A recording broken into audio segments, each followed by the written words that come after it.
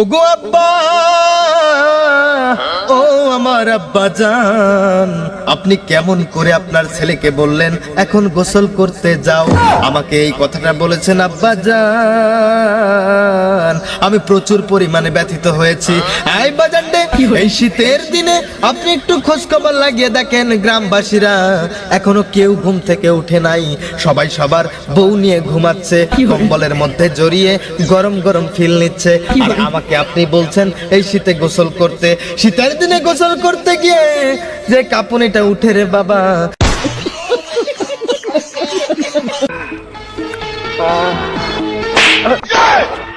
আব্বাজান, বাবা তুমি বুঝলাম না, বেলা কত বাজে? দুপুর 12টা বাজে, তুমি গোসল দিবে না?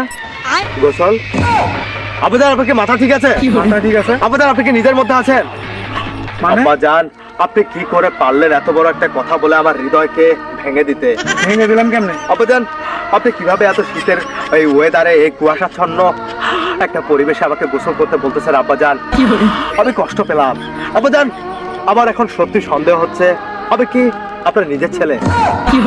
আমি যদি সত্যি সত্যি আপনার নিজের ছেলে হতাম, তাহলে আপনি কোনোদিনও আমাকে গোসল করার মতো এত বড় একটা পাপিষ্ঠ কাজ করতে বলতেন না।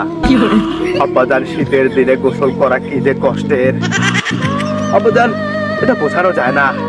শীতের দিনে যখন আমি গোসল করার জন্য গোসলখানায় যাই, যখন পানির কলটা ছেড়ে দেই, দুই এক ফোঁটা পানি যখন আমার শরীরে পড়ে, তখন আব্বাজান আমার অঙ্গ জ্বলা যায়, আমার অঙ্গ জ্বলা যায়, আমার পরাণ জ্বলা যায়, ঠান্ডায় পরাণ জ্বলা যায়।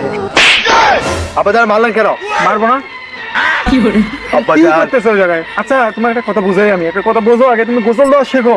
তুমি গোসল দেওয়া শেখো, তোমার জন্য ভালো হবে। আব্বাজান, আমাকে দেখে কি আপনার দুর্বল মনে হয়? এরকম তো মনে হচ্ছে, তুমি গোসল দেওয়া শেখো, তোমার ভালো হবে, তাহলে তোমার বিয়ে নেই ভাববো। বিয়ে? হ্যাঁ। আব্বাজান, আমি তারপরে পারবো না আব্বাজান গোসল করতে, প্রচুর পরিমাণ ঠান্ডা। আব্বাজান, আমি যখন গোসল করতে চাই, তখন পানি আমার দিকে তাকিয়ে থাকে আর বলে আয় শাকিলায়, আয় শাকিলায়।